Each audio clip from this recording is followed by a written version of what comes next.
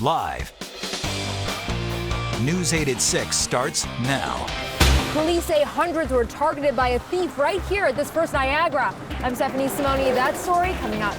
A West Haven woman is under arrest. Her sister is a wanted woman after police say the two stole electricity. We'll tell you how they almost got away with it. And a Connecticut woman gets a phone bill for $42,000, and most of the calls weren't even hers. The News 8 investigators look into the case.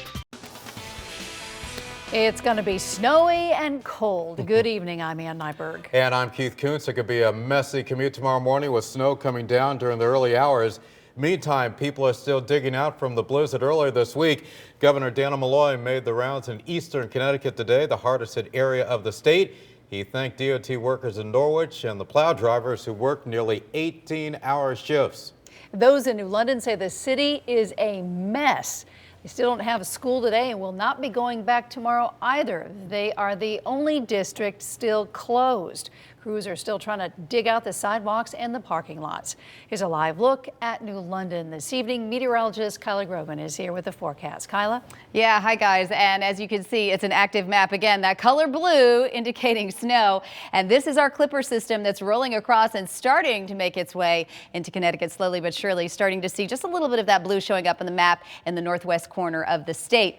And this is the Clipper system coming on the same similar path as the last one, only this one doesn't have quite as much moisture to work with. But what we do have is cool enough air. Take a look at the current temperatures right now. You can see we're well below freezing in Bethel, about 28 degrees, Canton about 28, 29 in Brooklyn, and Deep River coming in at 29 degrees, New Canaan about 28 for you. So really we're pretty much below that 32 degree mark. You can see Plantsville sitting right at the 32 degree mark, just at that freezing level. Wind speeds not bad either. We certainly have had a little break from that. You can see anywhere from about 3 to 9 mile per hour winds right across the state at this hour. So not too bad. We're expecting about 1 to 3 inches from this storm all told. Now we could get pockets of 2 to 4 perhaps in that northwest corner of the state or perhaps in the northeast corner of the state along the coast. If you're New Haven eastward, we're expecting that you're actually going to get less than an inch for you, but more or less about 1 to 3. So 1 to 3 inches into Friday. It does wind up on Friday, but then temperatures start to push down for the weekend, and we're keeping an eye on Sunday night for the potential for another system. I'll detail that coming up later in the broadcast. Back to you guys.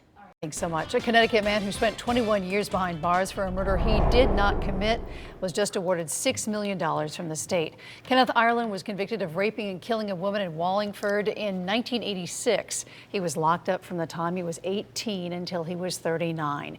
DNA proved he was not the killer in 2009, and Ireland was released then. Another man was eventually convicted of that murder. In West Haven, 2 sisters now facing charges accused of stealing electricity by using somebody else's identity. Authorities say there could be more than one victim. After searching their home, authorities found Social Security cards, birth certificates, blank checks, and credit card numbers for 15 other potential victims. News 8's Jason Newton joins us live tonight from West Haven Police Station with more on this. Jason. Yeah, police tell us that some of the victims were those closest to the suspect, including co-workers and neighbors. Tanya Flynn was arraigned Thursday in Milford Superior Court on charges of identity theft, forgery, and larceny. They did a search warrant on this young lady's house. Inside that house, they found multiple documents, multiple identifications, blank checks, all kinds of information of other people who have reported their identities stolen. In court, her representative says that she worked for Yale New Haven Hospital for 11 years, but she lost that job and was actively appealing the matter. At least one of the victims was Flynn's neighbor. Some of the information was that some checks were taken out of people's mailboxes. That was one of the victims. Some of the victims were either former employee or former employees with Tanya. This case began when United Illuminating got word of someone trying to open an account under a false name back in September. West Haven police investigated and eventually searched Flynn's West Haven apartment, where they recovered her collection of stolen information of possibly 15 other victims. Now police are searching for Flynn's sister, Brittany Flynn of New Haven. They say she is wanted in connection with the same crimes. Secure the best you can your information, your personal information. Keep it under lock and key. Try the best you possibly can. And now Tanya Flynn is being held on $80,000 bond. We're live in West Haven tonight. Jason Newton, News 8. Tonight, a News 8 exclusive after hundreds of people have their money stolen when a thief puts one of those skimmer devices on a local ATM. Happened at the First Niagara Bank on Main Street in East Haven. News 8 Stephanie Simoni, as they're back tonight, she caught up with a victim of that scam earlier today. And Stephanie, what'd you find out? Well, Keith, we found out that this impacted about 200 people. One person lost about $300. Another we spoke with, more than $700. And tonight, the thief is still out there. He wore thick glasses, a long scarf, and did not even bother to cover his face. Police say this is the man who stole money from hundreds. It's just the way of the world. It's terrible. One of them is Ron Vicellio. Well, I went to the ATM to get money and it said my card was denied. Police say January 17th, this man put a skimmer on the First Niagara ATM machine on Main Street to read card information.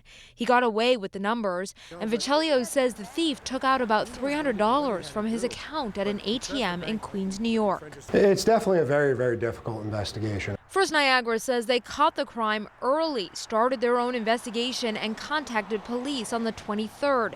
Emmerman says it's hard to catch these criminals because they usually skip town. I think the sharing with other agencies is probably the best way. Between that and the media getting the pictures out there is our best shot at identifying the suspects. First Niagara declined an interview but said we are working with all impacted customers to ensure they are fully reimbursed and none will experience a loss as a result of this activity. And as much as it's annoying, if you get mugged on the street and somebody takes your money, you have no recourse if they run down the street. Whereas here, as much as it feels like your privacy was invaded, you do get the money back.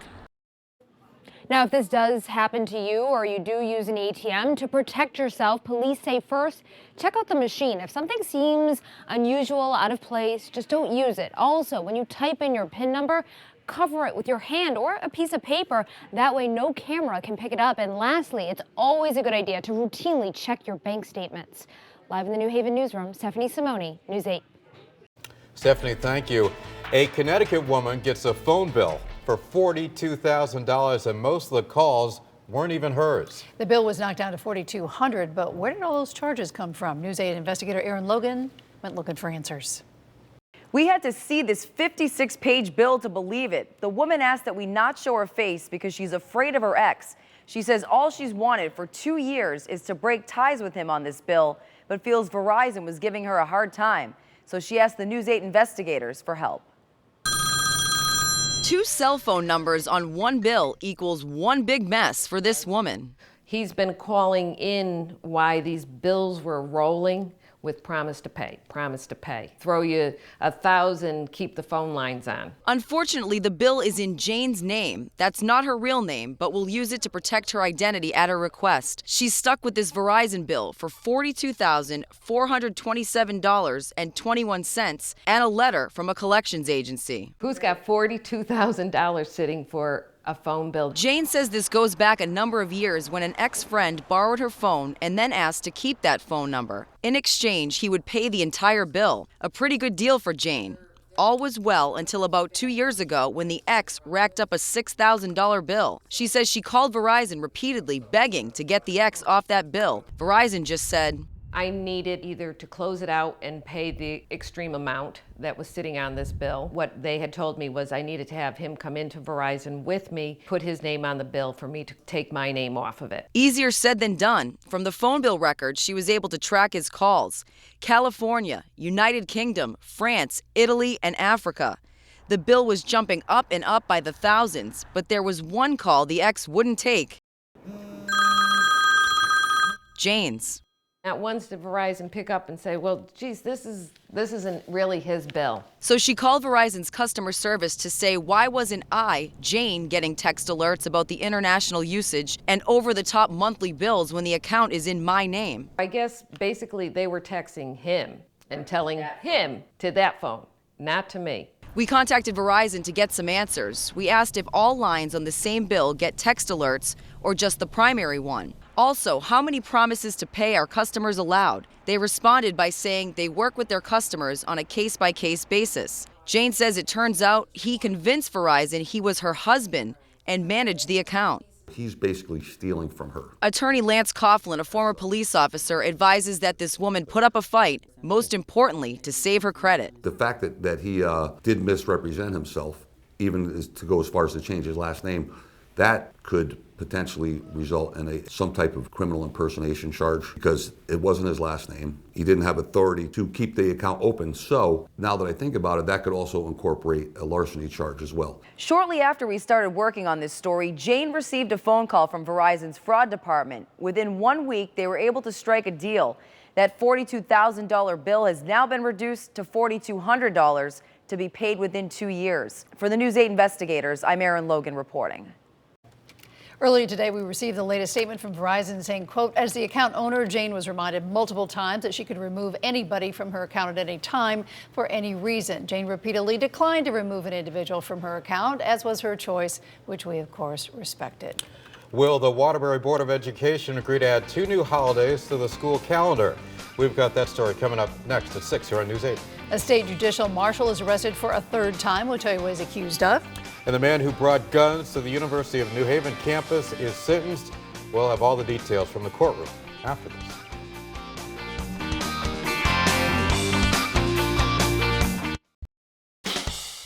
You're watching News 8 at 6.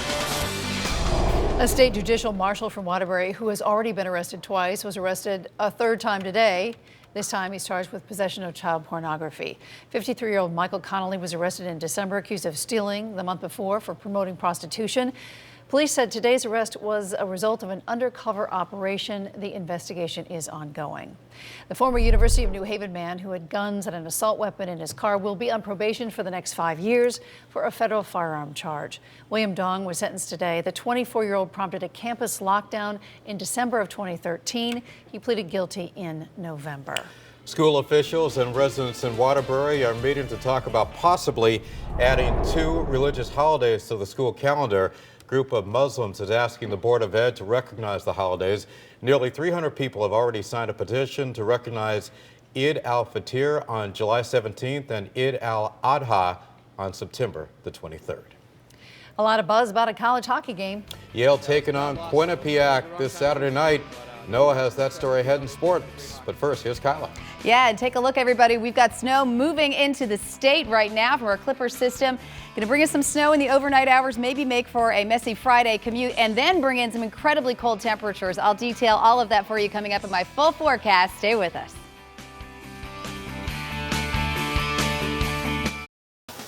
A little bit of snow on the way for the next few hours. But like we were saying, it's winter and it's not the end of the world with this one anyway. And besides, Groundhog Day is coming up next week, so then we'll really know what's going to happen. Well, I think we already know what's happening. It's cold. We've got more snow on the way, and it's winter time, everybody. Snow overnight tonight. We're already starting to see it creep into that northwest corner of the state. All told, about 1 to 3 inches for this one. If you're along the coast, you can see a little less than that, maybe a touch more in the northwest and northeast corners of the state. Sunday into Monday, that Super Bowl night system still in play. We're going to see what happens with that one, whether it's going to even make it across the country to us and track offshore or go along the coast and bring us some snow. So still some uncertainty there. But here's what I do know. Here's what I am certain about. We're starting to see those snowflakes fall up in the northwest corner of the state. So if you're in Torrington, you might see a few flakes flying as we take a look at our live radar. And here's the other thing that I'm very certain of. We've got incredibly cold air behind this system. So once it passes us by, we're going to feel the temperatures drop like a rock. And Saturday is going to feel frigid, much like we had a little while ago, not much like we had the last 2 days. So yeah, I know that's not great news either, but at least this system isn't going to be the big snowmaker the last one was. Take a live look at New Haven. Got a little snow there on the green. Temperatures running in the upper 20s in New Haven and all across the state. You can see in Milford, 29 degrees for you, 27 in Southbury. As we head up to Cromwell, they're topping out at 30 degrees right now. A little bit warmer there in Meriden too. Coventry, 28 degrees in Norwich. That one's not accurate there. We get a little bit of a blip in our system there, but 29 degrees in Old Lyme and 31 in Groton. So everyone around that upper 20, low 30 mark. And as we take a live look at the radar, this is the Clipper system that's moving in. Kind of stays a little bit spotty. This one is not as moisture rich as the last one. So that's a good thing for us. That's why we won't see such big snow totals. One of the reasons anyway for this system.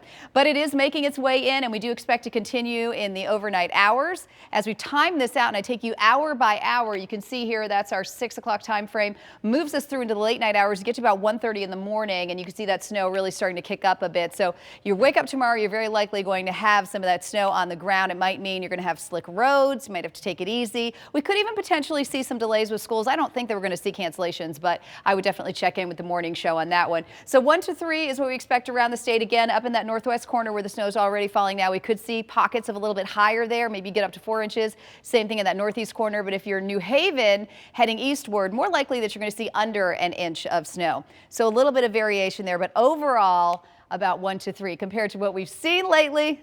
We got this. It's no big deal. The wind is also going to pick up Friday in the afternoon, so we've had a little reprieve from that. That's going to change. Going to get a little gusty for us there, and then the cold air is really going to funnel in. We're also keeping an eye on that Sunday afternoon, Sunday late evening potential storm. That, by the way, is this moisture tracking into the Four Corners right now. That would potentially be the next system, that late Sunday night into Monday one that could potentially come towards us. But the question is it going to make it all the way? Is it going to continue to have its moisture as it makes its way towards the cold air that we have in place? And then where will the path go? Will it track along the coast or will it head out to sea? So we'll keep an eye on that for you. But tonight, we know that we've got some snow coming down and it'll likely still be falling as you get up in the morning. Temperatures, though, tonight, not bad. Look at this.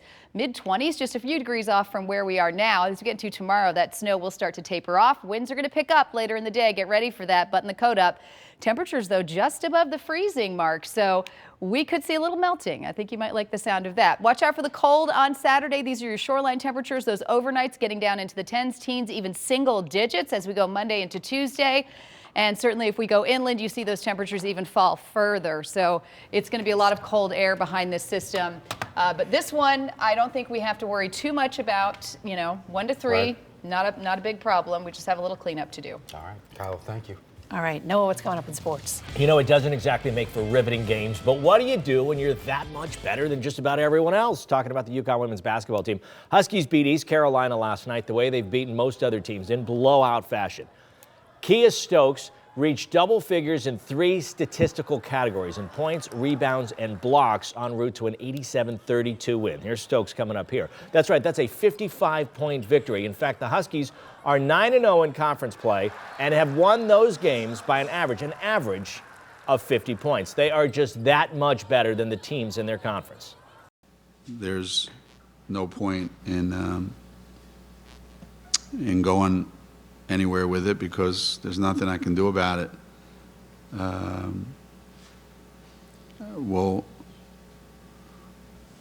When March comes, we'll be ready. Well, the Huskies do have a game coming up against the top-ranked team in the country, South Carolina. Of course, that's not a conference game. The UConn men's team is in action tonight against Cincinnati. It'll be out in Ohio. The Huskies beat the Bearcats earlier this season. Tonight's game starts at 8 o'clock. And plenty to talk about with the Huskies. So at 7:30, we have a live chat on SportsEdge.com. Tell us your thoughts, ask any questions. Just go to SportsEdge.com, click on UConn, and then the live chat thing, and there you go. Big college hockey game in New Haven on Saturday night. Quinnipiac and Yale hit the ice over at a sold-out Ingalls Rink. The Bobcats, 7-1-2 against Yale over the last 10 meetings. The one loss, well, that was in the national championship game 2 years ago. Yeah, it was a bad loss, though. It was the wrong time to lose the game. But, no, we've had some success with Yale. They've got a great hockey team, and I love the way they're playing. I've been watching them on tape, the best defensive team in the country. So we'll have our hands full. Well, they've had good hockey teams up there, plain and simple.